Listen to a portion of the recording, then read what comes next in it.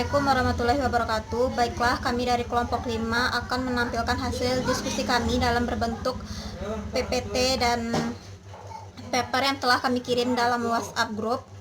Baiklah, perkenalkan kelompok kami. Saya Regina WK Benita sebagai moderator dan anggota kelompok kami yaitu Elsi Rahmatika Ayu, Sabiku Kairi, dan Serlia Vanessa. Assalamualaikum warahmatullahi wabarakatuh. Saya Elsi Rahmatika Ayu akan menjelaskan hasil diskusi dari kelompok 5, yaitu poin pertama, pembelajaran sejarah mencakup aspek pada masa lalu. Mengacu pada tujuan mata pelajaran sejarah sesuai dengan kurikulum, maka diharapkan kegiatan pembelajaran di sekolah membangun kesadaran peserta didik terhadap konsep waktu dan ruang, melatih daya kritis, serta menumbuhkan apresiasi terhadap peradaban Indonesia di masa lampau. Sekaligus tumbuhnya pemahaman dan kesadaran terhadap proses terbentuknya bangsa Indonesia, dan melahirkan kebanggaan terhadap bangsa dan negara, serta sikap cinta akan tanah air. Dengan demikian, transfer pengetahuan sejarah di dalam proses pembelajaran dimaknai sebagai wahana pewarisan nilai keunggulan pada masa lampau. Setelah menganalisis kompetensi dasar pembelajaran sejarah pada tingkat sekolah menengah, di sini kami mengambil contoh pada standar kompetensi bagian poin merekonstruksi perjuangan bangsa Indonesia sejak masa proklamasi sampai pada masa reformasi, yang salah satu kompetensi dasarnya yaitu merekonstruksi perkembangan pada masa Orde Baru. Dalam hal ini, materi pembelajaran menganalisis beberapa perubahan yang dilakukan pemerintah pada masa Orde Baru, baik di bidang politik, ekonomi, pertahanan, keamanan, serta sosial dan budaya. Setelah masa demokrasi terpimpin, dengan mempelajari sejarah pada masa Orde Baru, kita dapat memahami betapa dalam upaya untuk mengubah situasi negara yang kacau, diperlukan lebih dahulu stabilitas di berbagai bidang. Assalamualaikum warahmatullahi wabarakatuh. Perkenalkan, nama saya Serlia Vanessa.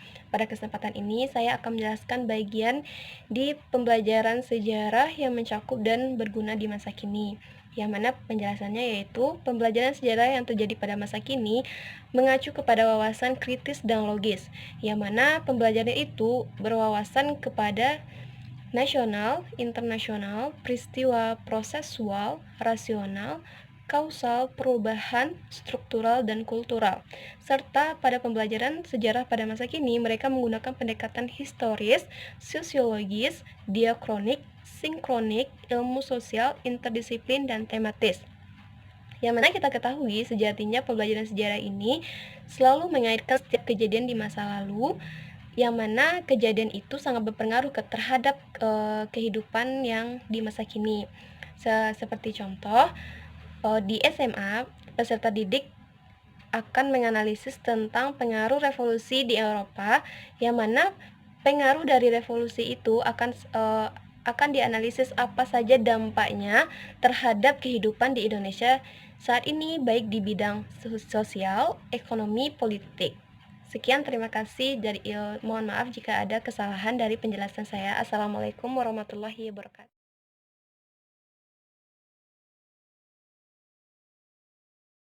Baiklah, saya Syabikul Khairi akan menyampaikan materi bagian yang ketiga, yaitu pembelajaran sejarah yang mencakup tentang aspek untuk masa depan. Kurikulum pembelajaran sejarah dibentuk untuk tidak sekedar menjawab permasalahan tentang kapan, di mana, dan mengapa peristiwa tersebut terjadi, akan tetapi mencari jawaban atas bagaimana kamu mengetahui peristiwa tersebut, sehingga belajar sejarah lebih berfungsi sebagai rekonstruksi sosial, rekonstruksi peristiwa masa lalu untuk memecahkan masalah di masa kini guna merencanakan masa depan yang lebih baik. Perubahan dalam berbagai komponen pendidikan sejarah dalam bentuk pengayaan, yaitu pengembangan kompetensi yang dinamakan kompetensi pendidikan sejarah yang terdiri atas 3 kelompok kompetensi, yaitu kompetensi mengenal dan memahami perubahan, kompetensi mengadaptasi perubahan, dan kompetensi menentukan perubahan untuk kehidupan di masa yang akan datang. Sejarah sebagai guru kehidupan akan mendorong seorang untuk bersikap arif serta bijaksana. Karena dengan mempelajari sejarah, orang dapat menghindari kegagalan dan kesalahan yang pernah dilakukan sebelumnya, serta menemukan sumber-sumber baru guna merumuskan visi untuk masa yang akan datang.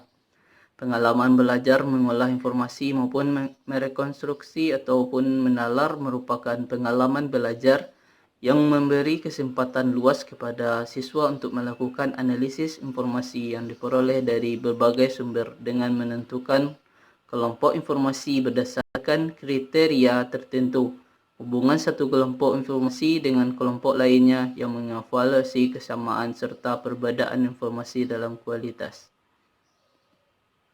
Kemampuan menganalisis, mengembangkan berbagai alternatif dan mengevaluasi yang dikembangkan melalui pengalaman belajar, mengolah informasi atau merekonstruksi akan memberikan dasar bagi siswa untuk kemudian memilih perubahan-perubahan yang dapat diadaptasi dan yang tidak sesuai dengan kriteria yang digunakannya.